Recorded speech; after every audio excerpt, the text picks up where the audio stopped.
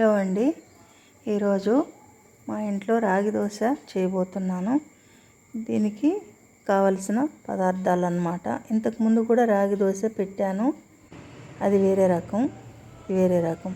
చిన్న ఉల్లిపాయలు అయితే 2, పెద్ద ఉల్లిపాయ అయితే 1, కాస్త కొత్తిమీర, కరివేపాకు, 2 టమోటాలు, రాగి పిండి 1 కప్పు, ఓట్స్ 1 కప్పు. ముందుగా ఓట్స్ని శుభ్రంగా కడిగి తర్వాత ఒక 1 అవర్ ముందు నానబెట్టుకోవాలి.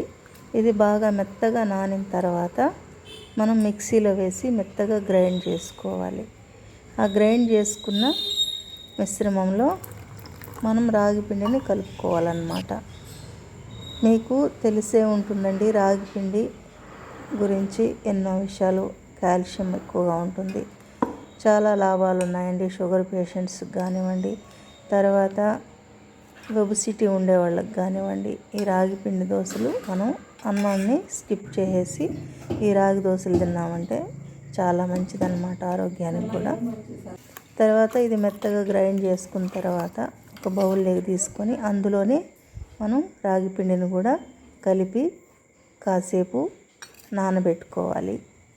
తర్వాత 1 కప్పు పెరుగు వేస్తున్నానండి. పులుపు కాస్త ఇష్టపడే వాళ్ళైతే పెరుగు వేసుకోండి, లేదంటే పెరుగు వేయాల్సిన అవసరం లేదు. పెరుగు బదులు మామూలుగా వాటర్తోనే కూడా కలిపి నానబెట్టుకునేయచ్చు. తర్వాత పెనం పెట్టి ఆయిల్ వేసి అందులో ఉల్లిపాయలు కాస్త వేగనివ్వాలి. తర్వాత ఉల్లిపాయలు కాస్త మగ్గాక అందులోనే 1 టమోటో, కొత్తిమీర కూడా వేసి బాగా మగ్గనివ్వాలి. తర్వాత అది కాస్త మగ్గిన తర్వాత మనం కలిపి పెట్టుకున్నాం కదా రాగి పిండి, అందులోనే దీన్ని వేసి ఈ మిశ్రమాన్ని మన రుచికి సరిపడా ఉప్పు కూడా కలుపుకొని మళ్ళీ అవంతా కలిపేసిన తర్వాత కూడా మనం టమోటా కూడా ఉంటే వేసుకోవచ్చు, లేదంటే ఏం అవసరం లేదండి. ఉల్లిపాయలు, కరివేపాకు, కొత్తిమీర కూడా వేయించి వేసుకోవచ్చు. పెరుగు కూడా మనం వేసుకోవాలనిపిస్తే వేసుకోవచ్చు, లేదంటే కూడా పెరుగు కూడా అవసరం లేదు. కొంతమంది పెరుగు ఫ్లేవరు ఇష్టపడరు కదా. నేనైతే మా ఇంట్లో కాస్త పెరుగు బాగానే తింటారు, అందుకని వేసాను. తర్వాత మన రుచికి సరిపడా ఉప్పు కూడా వేసి కలిపి ఒక 1/2 అవర్ పక్కన పెట్టేయాలి. పెట్టేసిన తర్వాత మనం దోశ వేసుకోవడమే. ఇది వచ్చేసి మీడియం ఫ్లేమ్ మీద కాల్చుకోవాలన్నమాట. మరీ ఎక్కువ మంట పెట్టకూడదు, అలా అని తక్కువ మంట లేకుండా మీడియం ఫ్లేమ్ మీద కాల్చుకొని నెమ్మదిగా 2 వైపులా కాల్చుకుంటే బాగుంటుంది. కన్సిస్టెన్సీ ఈ విధంగా ఉండాలి. అనేక రకాలు చేసుకోవచ్చండి రాగి పిండితో. ఇది ఇంతకుముందు కూడా రాగి దోశలు, ఉత్త రాగి దోశలే పెట్టాను. ఇది వచ్చేసి వేరే అన్నమాట.